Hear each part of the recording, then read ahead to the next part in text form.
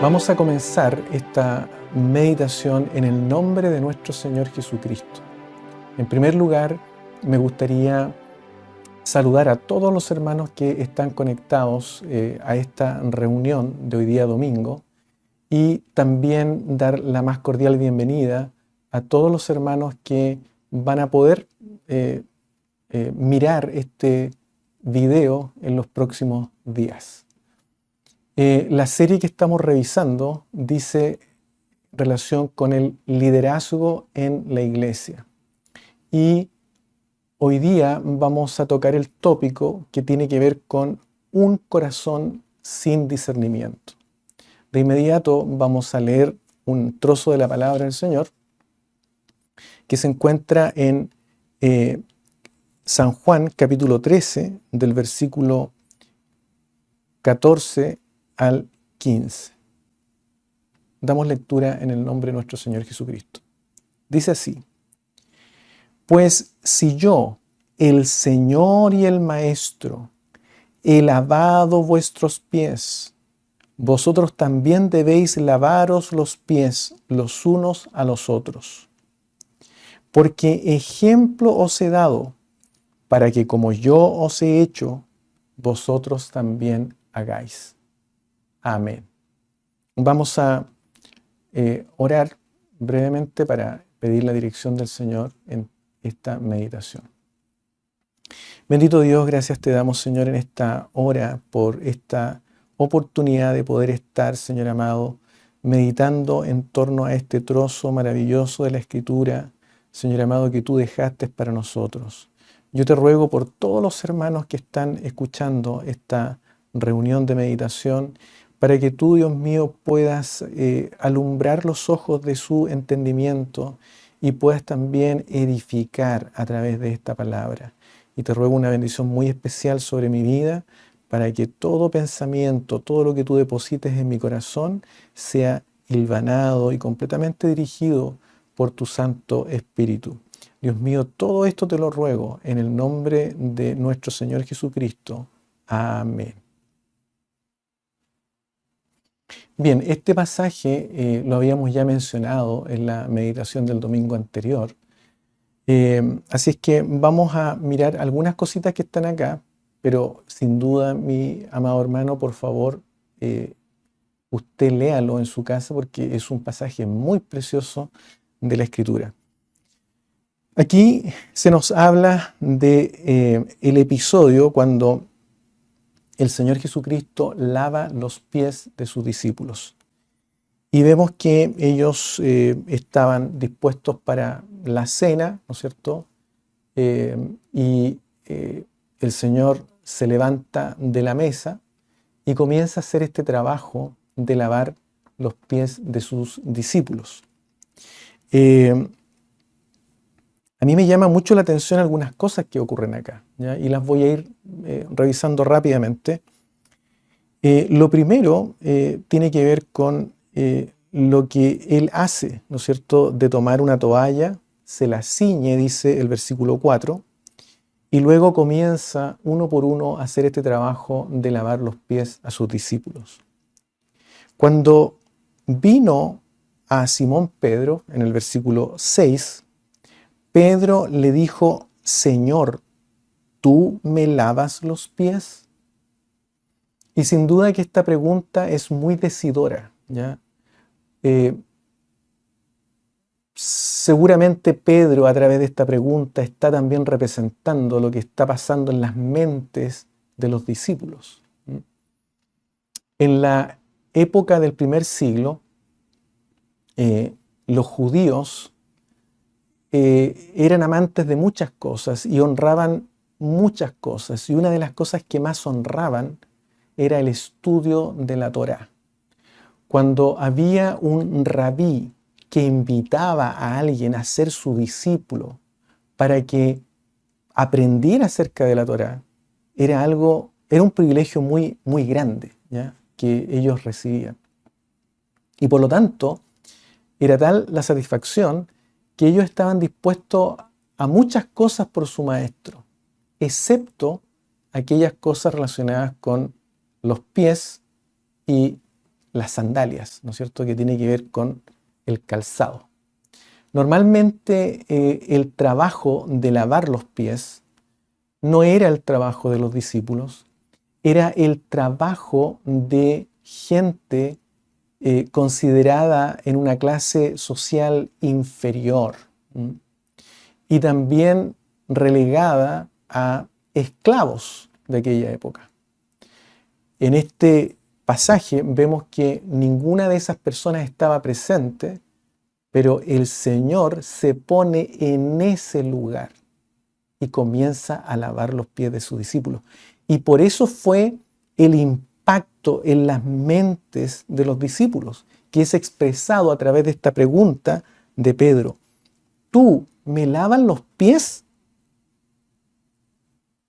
Y el Señor Jesús le dice en el versículo 7, lo que yo hago, tú no lo comprendes ahora, mas lo entenderás después.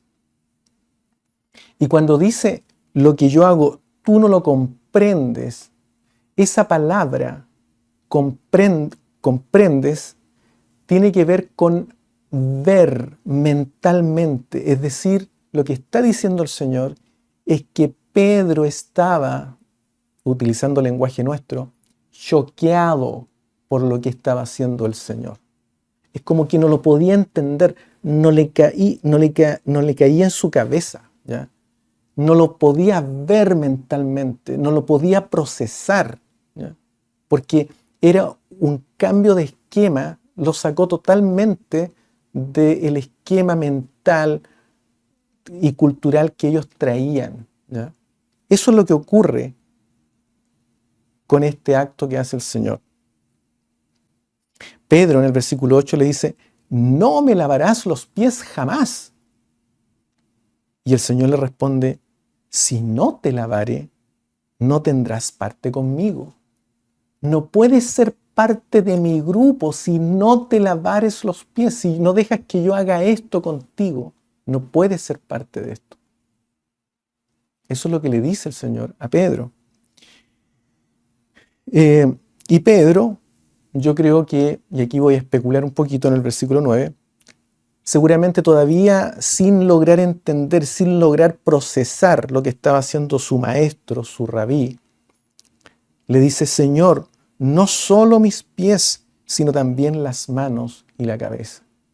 Y por supuesto el Señor posteriormente le explica que no, que eran solamente los pies. Luego, dice que una vez que hubo terminado de lavar los pies de sus discípulos, volvió a la mesa y les dijo, ¿sabéis lo que os he hecho? Le pregunta el Señor a sus discípulos. Y esa palabra, sabéis, es la misma palabra que se utiliza acá, mas lo entenderás después. ¿Ya? En el versículo 7. Es la misma palabra, es como que le estuviera diciendo, ¿entienden o entendéis lo que os he hecho? Es la pregunta del Señor. Y ahora Él comienza a explicarles. Y le dice, vosotros me llamáis maestro y Señor. Y fíjense ustedes muy bien cómo Juan escribe, ¿ya? Vosotros, dice el Señor, me llamáis maestro y Señor. Así es como ellos le llamaban. Y el Señor les dice, y decís bien, porque lo soy. Lo soy, ¿ya? Ahora, fíjense ustedes el cambio que hace el Señor. Pues si yo, el Señor y el Maestro, al revés, ¿ya? Los discípulos, dice el Señor, que le decían Maestro y Señor, pero ahora Él está diciendo, si yo, el Señor y el Maestro, ¿ya? He lavado vuestros pies, vosotros también debéis lavaros los pies los unos a los otros. Entonces, aquí lo que está diciendo el Señor, y la razón por la cual Él cambia el orden de las palabras Señor y Maestro, o sea, el que tiene autoridad A eso se refiere la palabra Señor. Y más aún, la palabra Señor, cuando se usa en los evangelios, está de alguna manera asociada al Señor, a Adonai, que se utilizaba en el Antiguo Testamento para evitar el nombre de Dios, ¿ya? Por eso a Jehová muchas veces se le llama Señor. ¿Por qué? Porque los judíos, los hebreos, procuraban evitar el nombre de Dios. Entonces, cuando se hace referencia a Jesús como Señor, se está haciendo referencia también a ese nombre, a Adonai, ¿ya? Entonces, pero en otras palabras, lo que está diciendo aquí el Señor es el que tiene autoridad soberana y el que enseña, ¿no es cierto?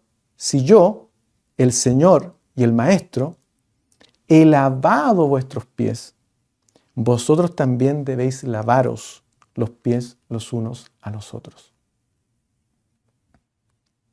Y dice, porque ejemplo os he dado. Y esa palabra ejemplo significa patrón, fórmula, modelo, ¿ya? Este es el modelo cómo se sirve en la iglesia. Es el modelo que debe tener todo liderazgo en la iglesia. Porque ejemplo os he dado para que como yo os he hecho, vosotros también hagáis. Este es el modelo, mis hermanos.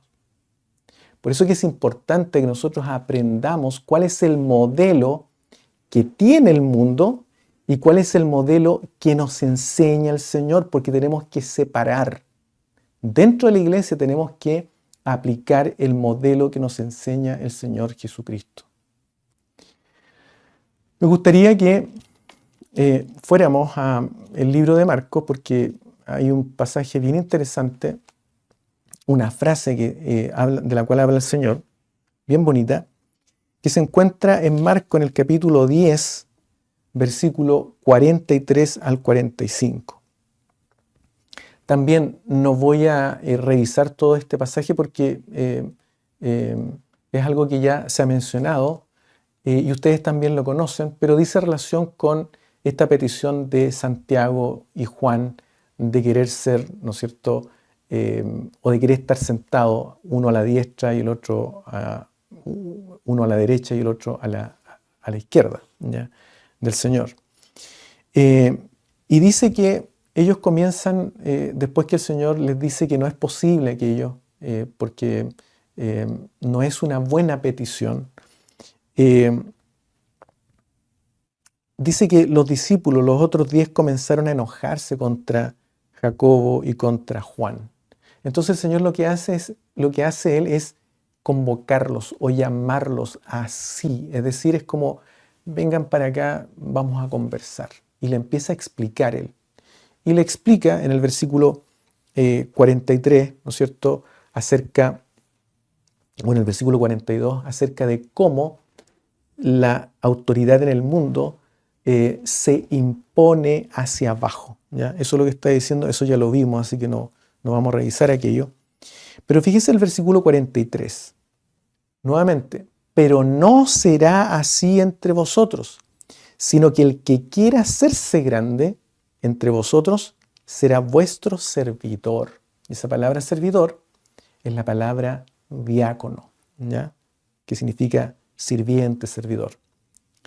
El versículo 44 dice, en forma paralela, y el que de vosotros quiera ser el primero, el que tenga prioridad, será siervo de todos.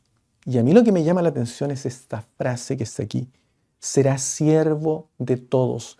Porque esta palabra siervo, acá, que se traduce en nuestra Biblia como siervo, en el original es la palabra que significa esclavo. Entonces lo que está diciendo el Señor es, y el que de vosotros quiera ser el primero, será esclavo de todos. Mire qué radical es el Señor, ¿ya? Aquí no está hablando de una persona que solamente quiere servir, ¿ya?, que quiere hacerse grande entre vosotros, que quiere servir, ¿ya? Dice ¿no? Que esta persona ahora desea ser el primero, o sea, de entre todos los que sirven, el primero. Tiene que ser entonces esclavo de todos, incluyendo los que sirven, incluyendo, por supuesto, a nuestros hermanos, porque recuerden que dijimos que los hermanos o la hermandad o quienes reciben el título de hermano es el mayor título que pueden recibir, que nosotros, que usted y yo podemos recibir. Y cuando el Señor elige a personas para el ministerio, de entre sus hermanos, los promueve un nivel hacia abajo para que puedan mirar a sus hermanos hacia arriba y puedan servir, mis hermanos, ¿ya? Pero ahora estamos hablando de una persona que de entre todos los servidores quiere ser el primero. El Señor dice, tiene que ser esclavo de todos. O sea, tiene que ser ejemplo en servicio, en humildad. Y el versículo 45, y en esto vamos a basar la meditación de hoy día, dice algo maravilloso. Dice, porque el Hijo del Hombre no vino para ser servido, sino para servir y para dar su vida en rescate por muchos. Y cuando dice porque, lo que está haciendo aquí el Señor es explicando la razón por la cual Él dice lo que dijo anteriormente en los versículos 43 y 44. Pero en el original hay mucho más énfasis y se puede leer de esta manera. Porque incluso el Hijo del Hombre, y cuando está diciendo el Hijo del Hombre, está atribuyendo un título divino. Él se está atribuyendo este título divino. Porque incluso el Hijo del Hombre no vino para ser servido, sino para servir. Entonces aquí el Señor está entregando una clave de algo que ocurre en el hombre, ¿ya? Algo que ocurre en el hombre. Ser servidor versus ser servido, ¿ya? Fíjense ustedes que el corazón del hombre, y de ahí el tema que vamos a tocar, un corazón sin discernimiento, el corazón del hombre tiene una adicción, ¿ya? Es adicto a algo. Y eso es lo que genera todos los problemas que nosotros vemos en nuestra sociedad y en nosotros mismos, ¿ya?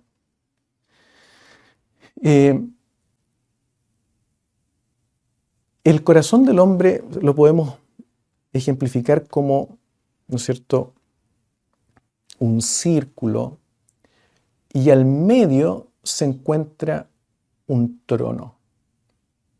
Y en ese trono está sentado un personaje, el ego, o lo que antiguamente nuestros hermanos nos decían, el yo. Está sentado allí. Y el yo tiene esta adicción que le gusta ser servido. No le gusta servir. Le gusta ser servido.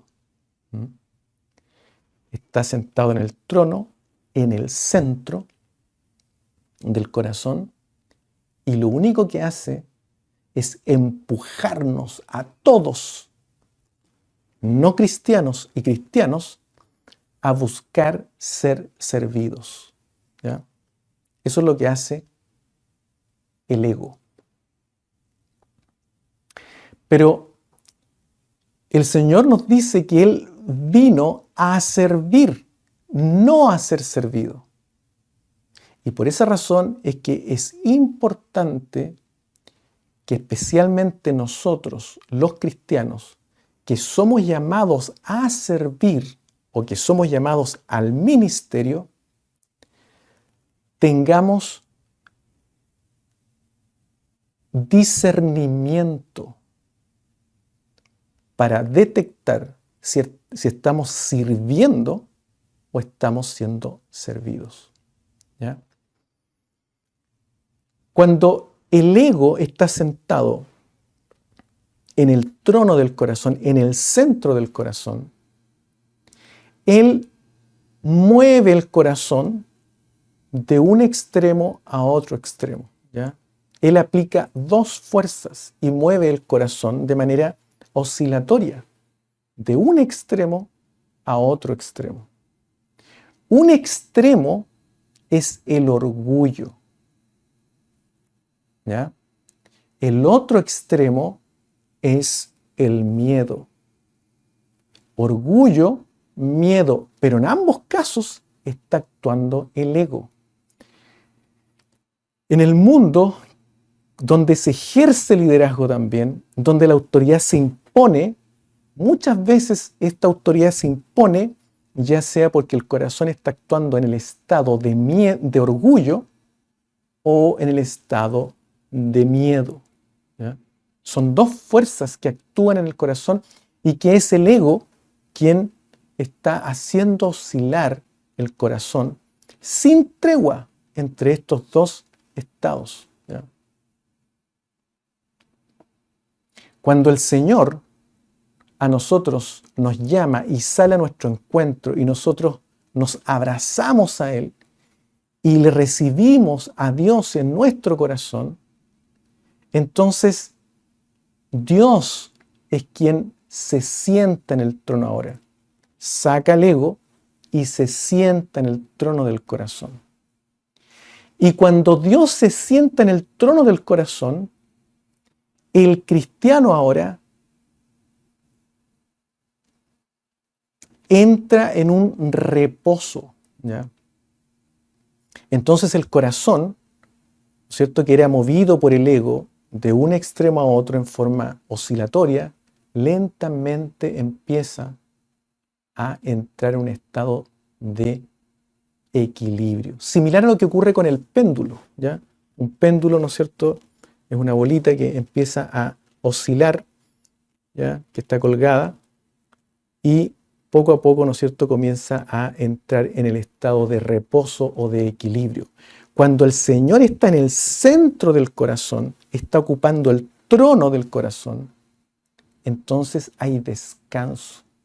Por eso que el Señor dice, ¿no es cierto?, que debemos ponernos el yugo con Él, ¿no es cierto?, y dice, aprended de mí que soy manso y humilde de corazón. Y dice, y hallaréis descanso para vuestras almas. Porque cuando el Señor se sienta en el trono, Él ocupa el trono del corazón, el centro del corazón, por fin el corazón, mis hermanos, entra en un estado de reposo. Entonces, el cristiano tiene herramientas que los no cristianos no tienen para vencer esas fuerzas que tiene, ¿no es cierto?, que aplica el ego al corazón y que lo hace oscilar entre el orgullo y el miedo, ¿cierto? Orgullo, miedo. El Señor nos entrega herramientas, nos entrega ese poder para, ¿no es cierto?, que el corazón entre en un estado de reposo, en un tercer estado, de equilibrio. ¿Ya? Y la palabra del Señor habla sobre este tema. ¿Ya? Lo menciona tal vez de otra manera, pero habla sobre esto en hebreo, ¿no es cierto? Habla también de lo mismo. ¿Ya? Bueno, vamos a hablar sobre ese tema más adelante. Algo que es importante mencionar es que aunque el Señor viene a nuestras vidas, ¿ya?, y Él debiera estar sentado en el trono, en el centro de nuestro corazón, vamos a nosotros también como cristianos experimentar que de repente el ego quiere tomar ese lugar, quiere recuperar el lugar del trono del corazón, el centro del corazón. ¿Y cómo notamos eso? Bueno, cuando el corazón comienza a oscilar, porque empiezan estas dos fuerzas a trabajar. ¿Ya? Se va, ¿no es cierto?, hacia el orgullo, hacia el miedo, orgullo, miedo.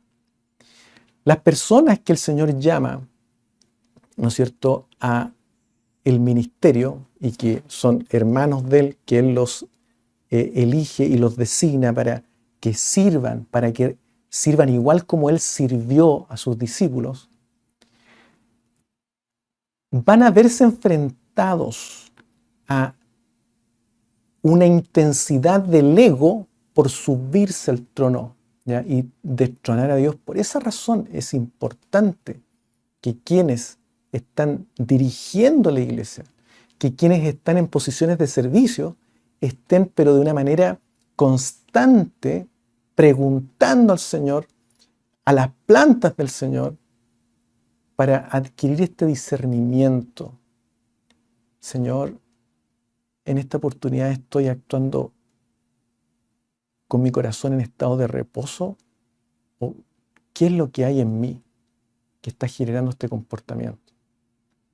Es muy importante, mi hermano. Entonces, cuando la persona que está en una posición de liderazgo está con su corazón en estado de reposo, esto no significa que esté inactivo, ¿ya? No significa que esté inactivo. Simplemente significa que está descansando en el Señor, pero no necesariamente que está inactivo. Puede estar en mucho movimiento, haciendo muchas cosas maravillosas por el Señor, ¿ya? Pero no está inactivo. Por ejemplo, en Segunda de Pedro, capítulo 1, versículo 8, Pedro habla acerca del fruto del Espíritu cuando la divinidad está operando en el creyente, ¿ya? Y empieza a enumerar las características que tiene este fruto. Y en el versículo 8 dice, porque si estas cosas están en vosotros y abundan, no os dejarán estar ociosos, ni sin fruto en el conocimiento de nuestro Señor Jesucristo. No, que el corazón esté en un estado de reposo no significa que uno está de brazos cruzados, como muchas veces se dice, esperando en el Señor sin hacer lo que se debe hacer por el servicio a la iglesia. No. Muy activos, sirviendo a la iglesia, pero en reposo nuestro corazón. Entonces, en este estado, en estos otros estados, cuando el ego empieza a querer destronar, a subirse al trono, y comenzamos a detectar que hay un movimiento en nuestro corazón, ¿no es cierto? Nosotros debemos ser capaces de discernir, ¿ya? Discernir significa examinar, discriminar, mirar qué es lo que está pasando en el corazón. En 1 Corintios capítulo 12, versículo 10, se habla, ¿no es cierto?, que dones del Espíritu tienen que ver con el discernimiento de espíritus. Y muchas veces nosotros pensamos que discernir espíritus significa discernir espíritus de otros, ¿ya? Lo que está ocurriendo en otras personas. Y tienen razón, eso significa.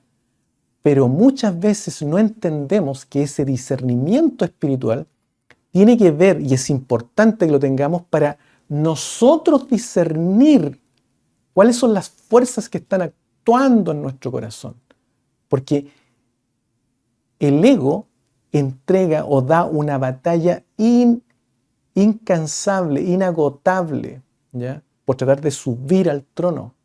Por eso es que la batalla contra el pecado no es la batalla contra el pecado de otros, es la batalla contra mi propio pecado, porque mi ego está tratando de subirse al trono y empieza a mover el corazón en una de estas dos direcciones: orgullo, miedo, orgullo, miedo. Y cuando eso ocurre, tenemos que tener discernimiento espiritual para detectar lo que está ocurriendo en nuestras vidas. Por ejemplo, cuando el corazón está en el estado de orgullo, ¿qué ocurre? Bueno, en primer lugar, pienso que soy más que otros, ¿ya? Eso es lo que estoy pensando. El orgullo me hace pensar que soy más que otros, ¿ya? Y como soy más que otros, se manifiesta en nuestra vida la soberbia. Por ejemplo, voy a poner algunos ejemplos para que vayamos mirando estos patrones de conducta que se dan en todos nosotros, pero ahí es donde especialmente quienes están en una posición de liderazgo, quienes estamos en una posición de servicio a la iglesia, tenemos que estar atentos para discernir lo que ocurre, ¿ya? Por ejemplo, honra para nosotros, ¿ya? Como nosotros pensamos que somos más que otros, entonces la honra queremos siempre dejarla para nosotros, ¿ya? Por ejemplo, muchas veces hablamos, el Señor me honró con este cargo, el Señor me honró con este otro cargo, el Señor me honró con este otro cargo y con muchos cargos que el Señor puede dar, ¿ya? Pero siempre hablamos de que el Señor me honra y me honra y me honra. Y cuando hablamos de esto, es como una manera de mostrar que tenemos otra categoría con respecto a nuestros hermanos.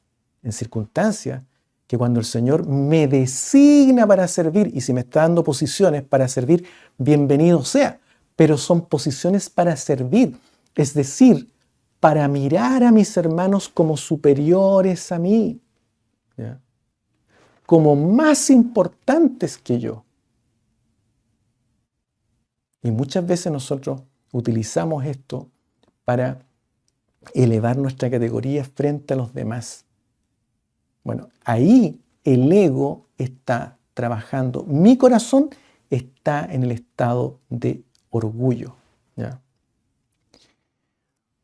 A veces, por ejemplo, una persona que está en una posición de liderazgo, qué sé yo, pastor, guía, qué sé yo, junto a sus hermanos, qué sé yo, hacen un evento espiritual, ¿no?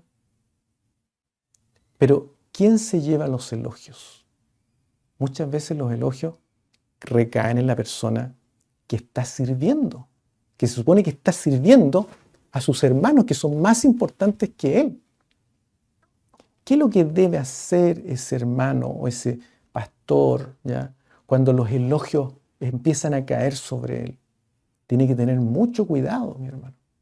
Porque a veces la iglesia, por agradecimiento, entrega elogios. Pero ¿qué tiene que hacer ese hermano o pastor que está sirviendo al Señor? Que tiene clara su posición de servicio al Señor. Tiene que hacer lo que hizo un ángel que fue enviado por Dios para servir. Mire lo que hace este ángel. En Apocalipsis capítulo 22, versículos 8 y 9. Dice así: Yo, Juan, soy el que oyó y vio estas cosas. Y después que las hube oído y visto, me postré para adorar a los pies del ángel que me mostraba estas cosas. Pero él me dijo, un ser superior a nosotros, el ángel: mira, no lo hagas. O sea, cuidado, no lo hagas. No hagas ni tal. Eso fue lo que dijo el ángel. Porque yo soy consiervo tuyo, soy un servidor igual que tú, ¿ya?, de tus hermanos los profetas y de los que guardan las palabras de este libro. Y mire la recomendación que le entrega Juan. Adora a Dios. Adora a Dios. Y eso es lo que tiene que hacer una persona que está en posición de servicio, mirando a sus hermanos que son más importantes que él, cuando sus hermanos, por gratitud, por reconocimiento, elogian. Por favor, tengan cuidado. Adoren a Dios. Adoren a Dios. Siempre aquel que está sirviendo va a llevar la mirada de sus hermanos a Dios. A Dios. Esa es la característica. Por eso es que el Señor Jesucristo, cuando estuvo sirviendo entre los hombres, siempre hablaba del Padre, vuestro Padre, mi Padre. Yo vine a hacer la voluntad de mi Padre. Él es mi Padre. Padre nuestro que estás en los cielos, santificado sea tu nombre. Siempre al Padre. El Hijo siempre apuntaba al Padre.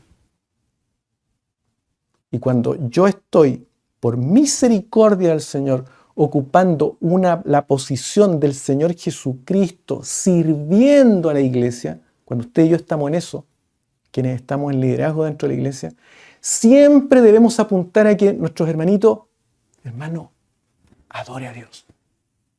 Adore al Señor, adórelo a Él. Los elogios para Él, no para mí. Eso es lo que nos enseña la palabra del Señor. Otra actitud que muchas veces se ve cuando una persona está en ese estado de orgullo y el ego está, ¿no es cierto?, trabajando o llevando el corazón hacia ese estado, tiene que ver, por ejemplo, con una persona que no le gusta recibir comentarios, ¿ya? Por ejemplo, si viene un hermano y le dice pastor o hermano, guía o hermano oficial, no sé, o hermano diácono, yo quiero comentarle que, mire, he visto esto, que no corresponde, a lo mejor, no sé, hay algo que usted pudiera mejorar acá, en esta parte, en esta área. En vez de agradecer ese comentario, ¿qué es lo que se hace? Se mata al mensajero. Cae mal ese comentario, ¿ya? En circunstancias que nosotros deberíamos estar abiertos porque queremos servir a nuestros hermanos. ¿Por qué? Porque los miramos a ellos como más importantes que nosotros. Y si alguien viene a hacerme un comentario que me permite mejorar mi servicio a mis hermanos, debiera ser bienvenido. Pero muchas veces nosotros aplicamos la ley del hielo, marginamos al hermano, tratamos de evitarlo, lo sacamos de los lugares donde está, ¿no es cierto? Y aplicamos lo que aplica el mundo, que es, ¿no es cierto?, la ley de la cancelación, como se le llama hoy día, ¿ya? Todas prácticas mundanas. ¿Por qué? Porque está actuando el orgullo. El ego está llevando nuestro corazón hacia ese estado. Y por eso que tenemos que tener cuidado, mucho discernimiento. O muchas veces no se asume la responsabilidad, ¿ya? Solamente se asume la responsabilidad cuando ocurre algo bueno. Cuando hay algo bueno, yo fui el responsable de todo eso. Pero cuando sucede algo malo, busco a quien echarle la culpa, pero yo no fui. Y trato de justificar, ¿no es cierto?, que yo no fui, fue otro. En circunstancias que cuando yo estoy sirviendo, si algo ocurre y que está bajo, ¿no es cierto?, el área o la jurisdicción donde yo estoy sirviendo a mis hermanos, yo soy el responsable. Yo soy el responsable. Pase algo bueno o pase algo malo, la responsabilidad nunca se delega. Nunca se debe cortar el hilo por lo más delgado. Nunca, ¿ya? La autoridad se delega. Cristo nos delega autoridad. Pero la responsabilidad nunca se delega. Entonces, mis hermanos, empezamos a justificarnos en circunstancias que quienes se justifican son los hijos de Adán.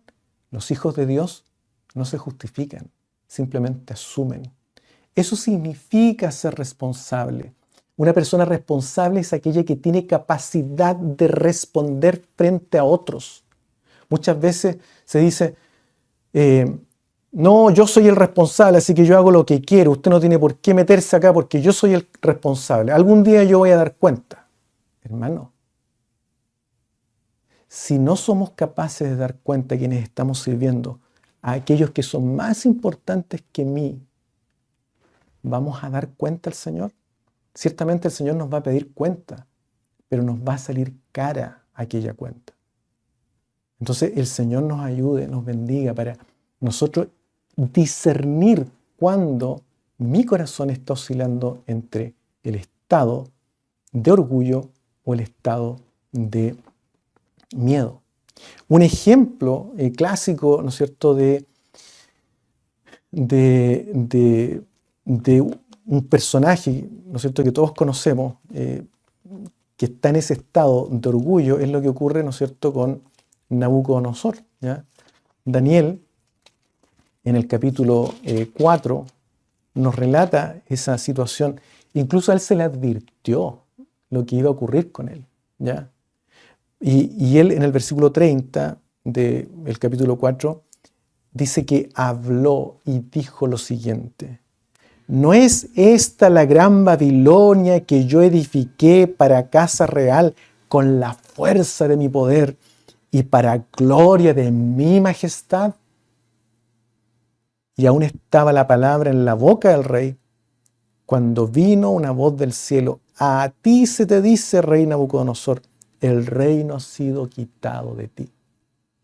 Y se volvió loco, entró en un estado de locura. Ahí hay un ejemplo. Un contraejemplo es lo que ocurre con el rey Josías, ¿ya? Si usted va conmigo y vamos al libro de Reyes, el Segunda de Reyes, en el capítulo 22. Es una historia muy bonita, ¿ya? Capítulo 22, también el capítulo 23, habla sobre Josías.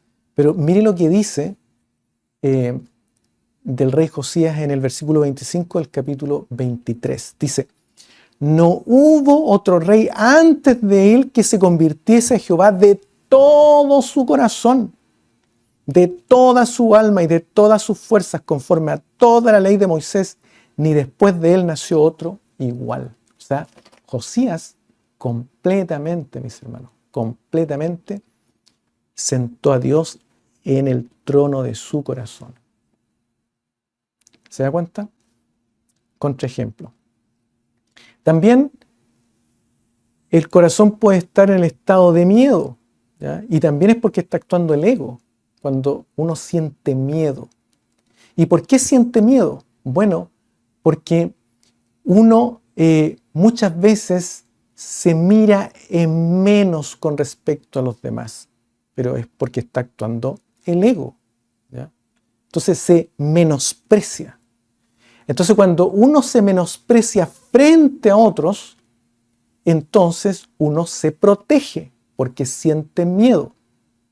En ambos casos, cuando el corazón está en el estado de orgullo o en el estado de miedo, el corazón está siendo servido. No está sirviendo, está siendo servido. Por eso que el Señor dice que Él vino a servir, no a ser servido. Pero si mi corazón está en estado de orgullo o en estado de miedo, yo estoy siendo servido y estoy siguiendo al ego que tiene esta adicción, que le gusta ser servido. No le gusta servir, le gusta ser servido. Por ejemplo, uno se mira y siente miedo de fallar. Voy a fallar. ¿Por qué? ¿Por qué voy a fallar? Porque estoy mirando mi capacidad. Porque menosprecio las capacidades que el Señor me ha dado, ¿ya? No tengo confianza en el Señor, sino pongo la mirada en lo que tienen otros. Este tiene más conocimiento que yo. Este tiene otro tipo de trabajo distinto al mío. Por eso domina estas cosas, ¿ya? Este tiene educación, este no la tiene. En fin, empezamos a mirar otras cosas. ¿Por qué? Porque yo me siento menos que el resto. Este tiene más intelectualidad que yo, en circunstancia que yo también tengo intelecto, porque todos tenemos intelecto. Y el intelecto también, la palabra del Señor dice que se usa para ser espiritual. Es parte del proceso que Dios utiliza dentro del hombre para llevarlo a la santidad, mi hermano. Pero muchas veces, como no entendemos estas cosas, sacamos una y otra justificación. ¿Por qué? Porque sentimos miedo, ¿ya? Miedo a fallar. Y tenemos confianza en lo que tienen otros. En circunstancias que el mismo Pablo dijo, todo lo puedo en Cristo que me fortalece. Todo lo puedo en Cristo que me fortalece. El Señor me llama también a mí a tener la mente de Cristo. Con mayor razón, quienes están sirviendo debieran tener o debiéramos tener la mente de Cristo. ¿Qué fue lo que dijo Cristo? Dijo, vosotros me llamáis Maestro y Señor. Y decís bien porque eso es lo que yo soy. Maestro y Señor. ¿Se dan cuenta? Seguro de lo que él era. Seguro, mi hermano. No tenía miedo a fallar. Confiaba él en su Padre. Eso es lo que tenemos que hacer. Segundo, miedo a perder autoridad o también a perder poder. ¿Ya? Entonces tengo miedo de perder autoridad. Y hay una persona por ahí que me está diciendo algo que a lo mejor me va a hacer cambiar mi orden, la orden que yo había dado. Pero tengo miedo, si yo acepto aquello, voy a perder autoridad. Entonces, mejor me protejo. ¿Ya? Eso es lo que hago. Me protejo, ando a la defensiva. El Señor nos ayude. Es solamente miedo, mi hermano. Pero está actuando el ego, provocando ese miedo. ¿Ya? Incluso a veces por temor a perder autoridad, por temor a perder cargos dentro de la iglesia, por temor incluso a perder poder, ¿ya? Soy capaz de vender hasta mis principios. Me hago cómplice de las cosas que se hacen muchas veces, que sé que no están correctas. Pero es que si hablo, si yo digo la verdad, si digo lo que pienso, conforme a lo que dice la Escritura, voy a perder autoridad. No me pueden sacar de los cargos. Hermano, ¿a quién estamos sirviendo?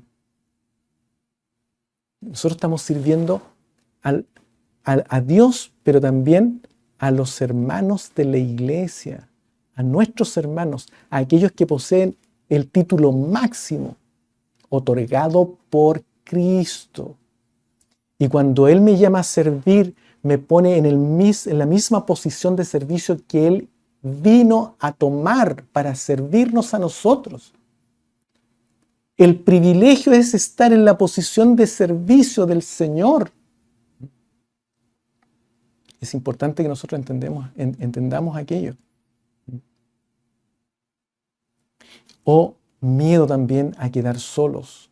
No voy a hablar de esta palabra en la iglesia, porque si hablo de esta palabra, se me van a ir los hermanos para afuera y voy a quedar solo. En circunstancias que el Señor nos enseña cómo Él actuaba. Por ejemplo, en San Juan capítulo 16. Mire lo que dice el Señor. Capítulo 16, versículo 32. Dice así: He aquí la hora viene y ha venido ya en que seréis esparcidos cada uno por su lado y me dejaréis solo. Mire la confianza del Señor. Mas no estoy solo, porque el Padre está conmigo. ¿Se da cuenta? Qué bonita es la palabra del Señor. Entonces, en uno de esos estados, el ego me lleva, ¿ya? Me hace oscilar mi corazón. Y cuando veo que mi corazón comienza a oscilar, tengo que tener discernimiento. Porque cualquier decisión que tome en uno de esos dos estados va a ser una mala decisión o puede ser una mala decisión, ¿ya?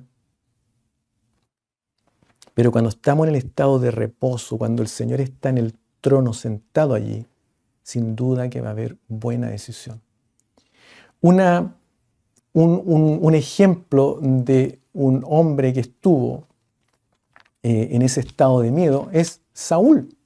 Saúl, ¿no es cierto?, supo que fue desechado por su desobediencia, él no honró a Dios ¿ya? Y por lo tanto, Dios levantó a otro rey, y cuando él se enteró quién era el otro rey, quiso matarlo, mi hermano, por miedo a ser sustituido por otro. Lo voy a matar, lo voy a eliminar, ¿ya? Lo mismo ocurrió con Herodes, mi hermano.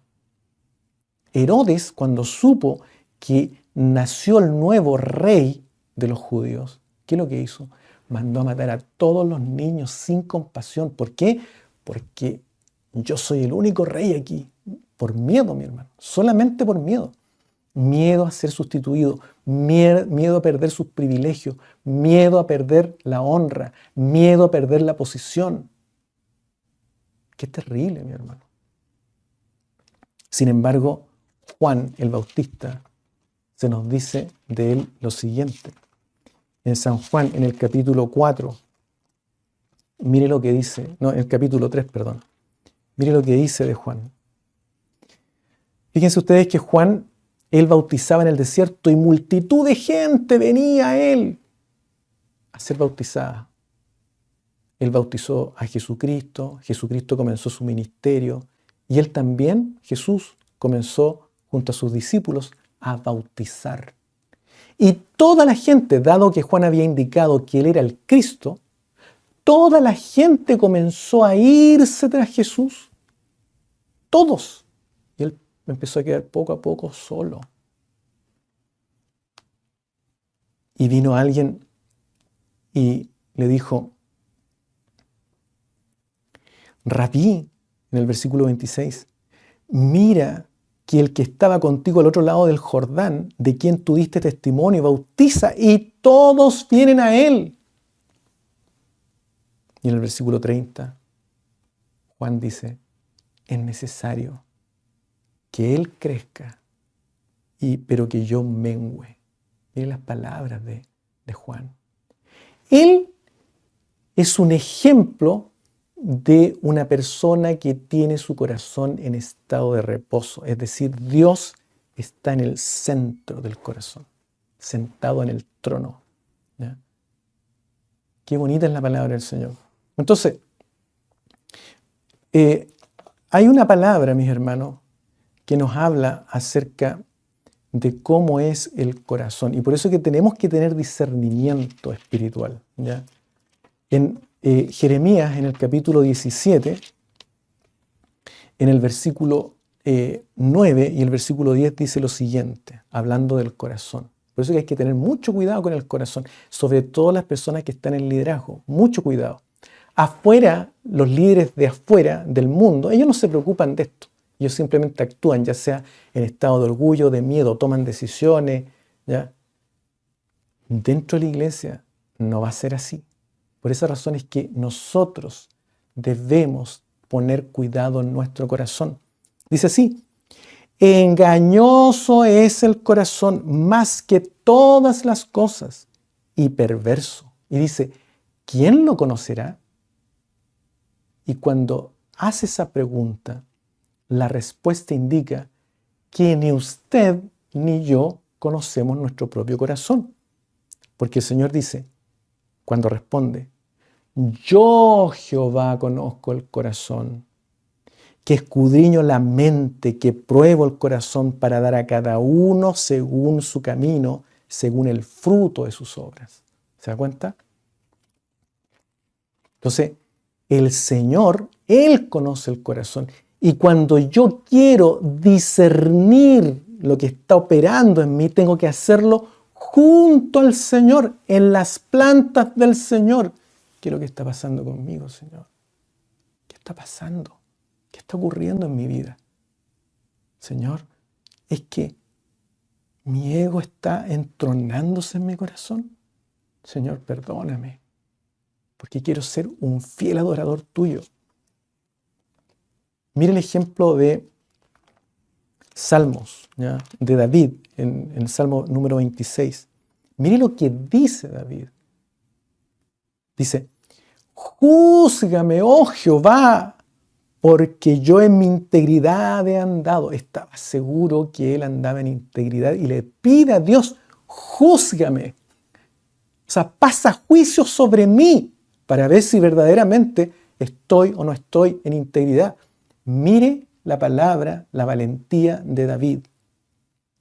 He confiado a sí mismo en Jehová sin titubear. Escudriñame, oh Jehová, y pruébame. Mire lo que le está diciendo al Señor. Pruébame. Examina mis íntimos pensamientos y mi corazón. Qué maravilloso es lo que David escribe aquí. También hay otro pasaje en el Salmo número 51, donde David también, de una manera muy preciosa, le dice esto al Señor. Él había pecado. David había pecado. Y esto realmente le dolió a David, mi hermano, porque él, cuando pecó, su corazón estaba en un estado de orgullo, soberbio, y consideró que él merecía la mujer de su siervo. Y en el Salmo 51, en el versículo 4, mire cómo él dice aquí: contra ti solo he pecado, contra ti solo he pecado. O sea, aquí no hay otros culpables, yo soy el culpable, no tengo justificación, contra ti he pecado. Y en el versículo 7, purifícame con hisopo y seré limpio, lávame y seré más blanco que la nieve, como clama a Dios, porque le pesa haber pecado. Mi pecado siempre está enfrente de mí, decía. Y en el versículo 10 dice, crea en mí, oh Dios, un corazón limpio y renueva un espíritu recto dentro de mí. Mire lo que dice el versículo 11. No me eches de delante de ti. No dejes el trono que tienes que tomar en mi corazón. No, no te vayas, Señor, no te vayas. Y no quites de mí tu Santo Espíritu, Señor. Mira el clamor de David. Un hombre que quería estar con su corazón en reposo. Y sabía cómo hacerlo.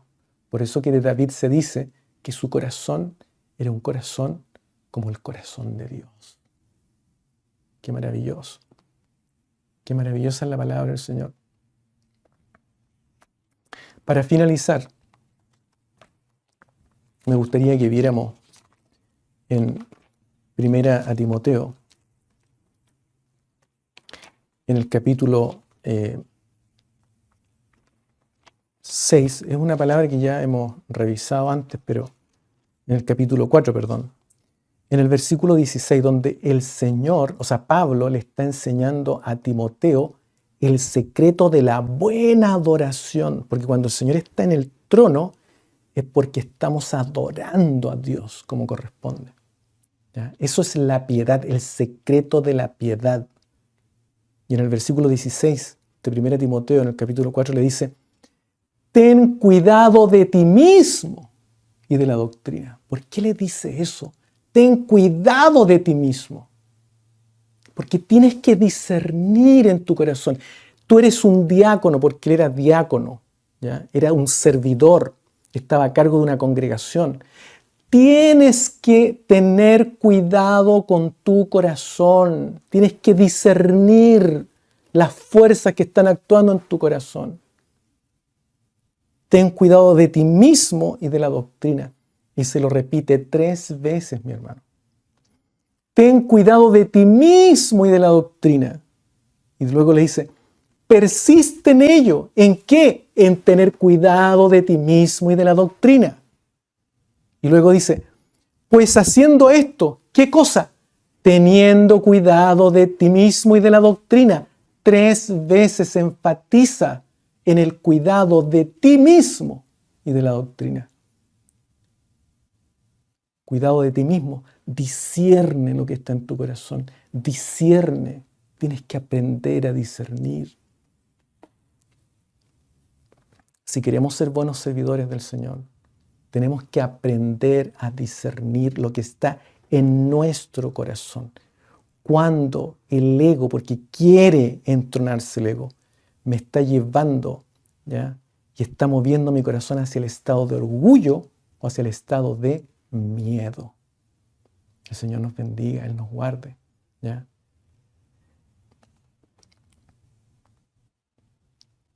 Hay principios bíblicos que se presentan y que los enseña Dios a través de la palabra, que son antídotos para estas fuerzas de orgullo y de miedo. Son como fuerzas que cancelan el orgullo y una fuerza que cancela el miedo. La pregunta es, ¿cuáles son esos antídotos para esas dos fuerzas? Bueno, en eso vamos a meditar el próximo domingo. Pero por ahora lo importante es que un corazón sin discernimiento, mi hermano, va a estar siempre en estos dos estados: orgullo, miedo. Y si yo soy un verdadero servidor de Dios, debo tener discernimiento de espíritu para estar siempre en estado de reposo. Mi corazón debe estar en estado de reposo, no inactivo, en estado de reposo, de equilibrio frente a Dios. Y eso significa que Dios está entronado en el corazón, está sentado en el trono de mi corazón, en el centro de mi corazón. Y por eso que el Señor enseñaba, primero debes ser adorador, es decir, tu corazón tiene que, en tu corazón tiene que estar centrado Cristo, tiene que estar sentado el Señor, Cristo. Luego puedes ser servidor. Pero cuando el Señor nos elige, ¿no es cierto?, de entre nuestros hermanos para servir a la iglesia y mirar a nuestros hermanos como más importantes que nosotros, tenemos que ser capaces de discernir cuándo estamos actuando en un estado de orgullo, cuándo podemos estar actuando en un estado de miedo. Ir a las plantas del Señor y pedir al Señor que Él haga reposar nuestro corazón. El Señor nos bendiga, Él nos guarde, para Él honra y gloria. Oremos al Señor. Bendito Dios y Padre Santo Celestial, gracias te da mi alma, gracias te da mi corazón por esta hermosa palabra que tú nos das en este día. Permite, Señor, que esta palabra pueda, Dios mío, edificarnos, Señor, a cada uno de nosotros. Y, Señor amado, danos ese discernimiento que necesitamos para, Dios mío, actuar con un corazón siempre en reposo, en equilibrio, Señor, y no en los estados de orgullo y de miedo como muchas veces nos ocurre, Señor. Cuántas experiencias tenemos personales, Señor, donde nos hemos encontrado en uno de esos estados. Pero, Señor, queremos servirte completamente, Señor, y fielmente a ti, Padre amado. Y por eso te pido que tú nos guardes, nos bendigas. Te lo ruego todo, Señor amado, te lo suplico, para la honra y la gloria de tu nombre, como así también te ruego por mis hermanos que están escuchando, para que tú también les bendigas a cada uno de ellos. Todo te lo ruego por los méritos de Cristo nuestro Salvador. Amén. Amén. Bueno, como avisos,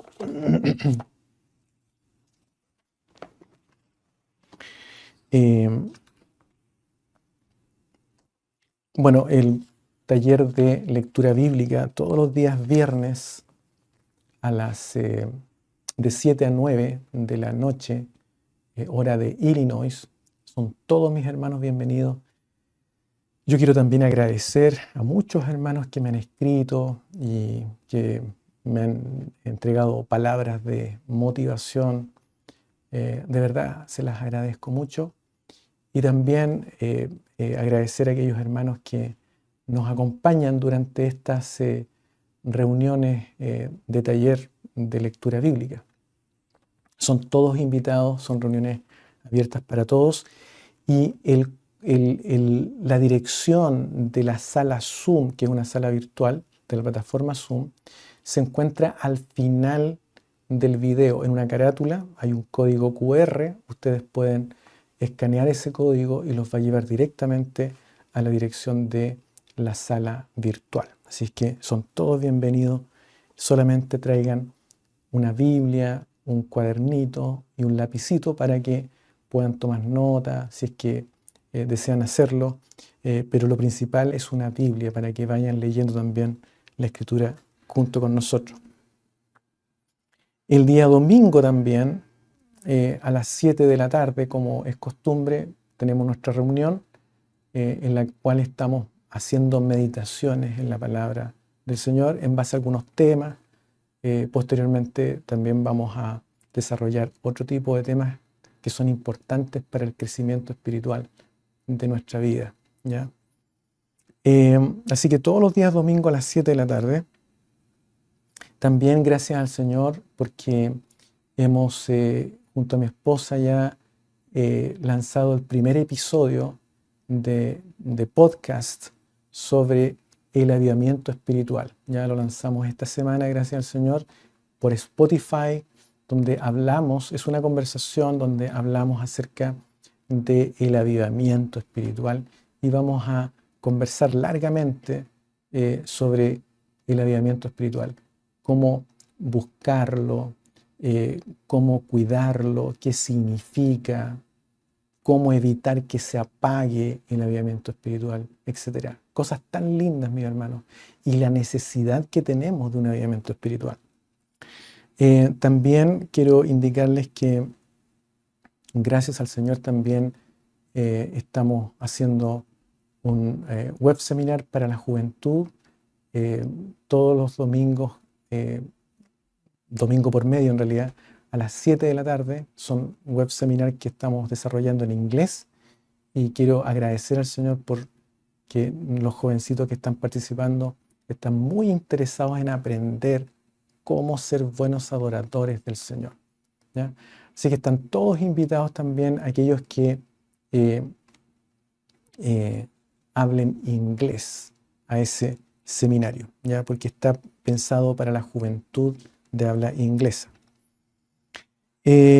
También quiero mencionarles que el día jueves a las 9 de la noche, hora de Chile, hasta las 10 de la noche, estaré con la ayuda del Señor en un programa. Me han invitado, por misericordia del Señor, a un programa que se llama Conversando en la Mesa del Maestro, junto al hermano Robinson y Alejandro Soto. Y allí estamos hablando acerca del Espíritu Santo y los dones del Espíritu Santo. Están todos invitados el día jueves a las 9 de la noche, hora de Chile, 8 de la tarde, hora de acá de Illinois. Esos son los avisos para la honra y la gloria del Señor. Entonces, de inmediato voy a pedir la bendición al Señor, pero antes de hacerlo quisiera agradecer a todos los hermanos que están viendo estas meditaciones. Nuestro deseo es que sea de mucha edificación espiritual para todos ustedes. Bendito Dios y Padre Santo Celestial, gracias te da mi alma, gracias te da mi corazón en esta hora. Yo te ruego una bendición muy especial sobre todos los hermanos que han estado reunidos en esta hora, en esta noche, escuchando esta meditación, y también aquellos que lo harán en el transcurso de la semana. Señor, que esta palabra, este pensamiento que ha sido elaborado con la ayuda tuya, mi Señor, pueda servir a muchos para que puedan ser edificados y sus ojos también puedan ser, sus ojos de su entendimiento puedan ser también alumbrados. Todo te lo ruego, Señor, todo te lo suplico en el nombre de nuestro amantísimo Señor Jesucristo. Amén. Que el Señor les bendiga.